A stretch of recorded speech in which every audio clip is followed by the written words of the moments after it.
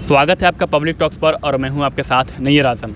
दोस्तों, आप में से कई सारे दोस्तों के मैसेज आ रहे थे, कमेंट्स आ रहे थे कि जामिया मिल्लिया इस्लामिया के हॉस्टल पर वीडियो बनाइए और उस हॉस्टल में भी ख़ास तौर से गर्ल्स हॉस्टल पर कोई वीडियो लाइए कि हॉस्टल कैसे मिलता है, कौन कौन से फॉर्म्स फिल करने पड़ते हैं, कौन कौन से क्राइटेरिया को फिल करने पड़ते हैं, जिसके बाद हमें जामिया में गर्ल्स हॉस्टल मिल जाती है।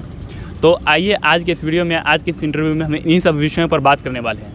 और इस पर बात करने के लिए मेरे साथ इस वक्त मौजूद हैं जामिया के गर्ल्स हॉस्टल में रह रही हैं एक स्टूडेंट। तो सबसे पहले आपका पब्लिक टॉक्स पर स्वागत है। Okay, thank you so much. हम आगे बातचीत करें इससे पहले ब्रीफ में आप अपना एक इंट्रो दे दीजिए। My name is Ishrat Imran. I belong to Mewat, district of Haryana. I am from Urdu department, B honours second year. आगे हम बात करें उससे पहले आप हमें ये बताइए कि हॉस्टल से आप कितना सेटिस्फाई हैं? माशाल्लाह मैं बहुत ज़्यादा खुश हूँ हॉस्टल से, बहुत ज़्यादा, अल्हम्दुलिल्लाह। हॉस्टल जब फॉर्म फिल कर रही थी, जब हॉस्टल का फॉर्म आया था तो कौन कौन से फॉर्म को फिल करना पड़ा था?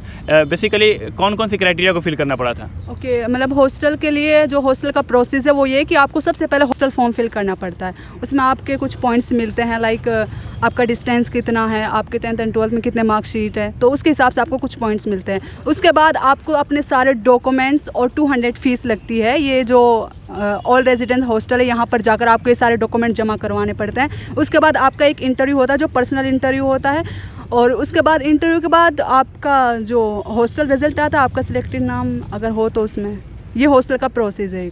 आमतौर पर कहा जाता है कि जब एडमिनिस्ट्रेशन का काम हो या फिर गवर्नमेंट का सरकारी कोई काम हो तो बहुत सारे ऑफिसों का चक्कर लगाना पड़ता है, बहुत भाग दौड़ करना पड़ता है। तो इसमें कौन कौन से ऑफिस से कंफर्मेशन लेना पड़ा था?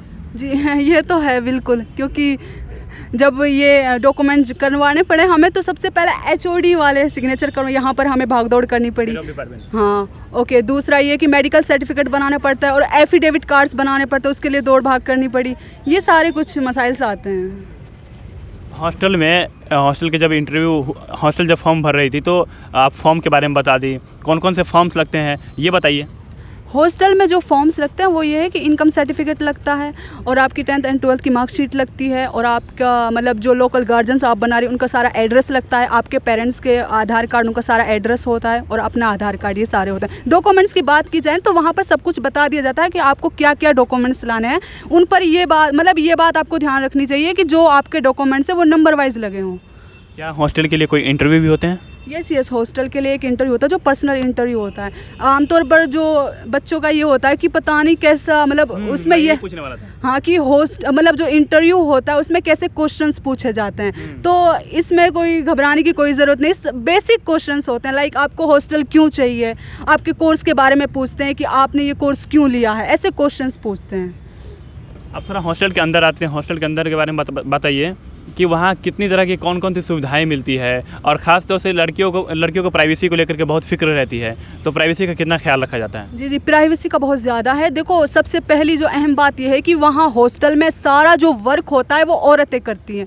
सफाई का देखें तो वहाँ पर सफाई का जो है वो औरतें करती हैं। अगर मेस का सिस्टम देखें तो वहाँ पर जो खाना देती है वो औरतें देती हैं, तो वहाँ पर औरतों का होता है। और जो वार्डन्स है वो औरतें हैं हमारी, तो वहाँ, और अगर आपको एंट्री करनी है हॉस्टल में तो वहाँ पर गेट में जो मेन गेट है हॉस्टल का, वहाँ गार्ड्स बैठे होते हैं। आपको एंट्री करने के लिए एक रजिस्टर होता है, उसमें आपको अपना नाम, अपना नंबर, रूम नंबर, मोबाइल, ये सारे मेंशन करके आपको एंट्री मिलती है वहाँ पे। एक कमरा में कितने स्टूडेंट रहती हैं? एक कमरे में 3 गर्ल्स रहती हैं, 3 बेड्स होते हैं। और कमरे की बात की जाए तो वहाँ पर 3 चेयर्स होती हैं और टेबल्स होती हैं और अलमारी होती हैं। दूसरा, पहला फ़िक्र तो हो गया कि प्राइवेसी को लेकर के। दूसरा फ़िक्र ये रहता है कि फ़ूड मेन्यू, खाना कैसा होगा, क्योंकि सेहत बहुत मायने रखती है स्टूडेंट लाइफ में लेकर के या फिर नॉर्मल जीवन में भी। तो फूड मेन्यू के बारे में बताइए कि कैसा रहता है? जी बिल्कुल। देखो, मैं अगर फ़ूड की बात करूँ तो हॉस्टल का फ़ूड बहुत अच्छा है माशाल्लाह। मैं J&K गर्ल्स हॉस्टल में रहती हूँ, ठीक है। तो वहाँ पर यह है कि आपका 3 टाइम का खाना मिलता है, ब्रेकफास्ट, लंच और डिनर होता है, और आपका हर दिन वो चेंज होता रहता है। ब्रेकफास्ट की बात की जाए तो ब्रेकफास्ट में आपको ब्रेड बटर और मिल्क टी एंड आलू पूरी मिलती है और मैकरोनी मिलती है। लंच की बात की जाए तो दाल रोटी तो है, ठीक है, दाल रोटी चावल ये तो है, लेकिन जो मिक्स वेज होता है ना वो चेंज होता रहता है। जैसे आज आपको आलू शिमला मिला, आलू पालक मिली है, ठीक है, उसके साथ आपको सलाद मिलती है। सलाद में आपको ऑनियन और कुकुम्बर मिलता है। और डिनर की बात की जाए तो डिनर में आपको बिरयानी, चिकन एंड पनीर मिलता है। खाना बहुत अच्छा मिलता है माशाल्लाह।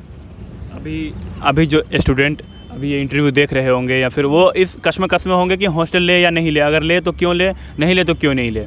ठीक है, तो उनको क्या सजेशन देंगे आप?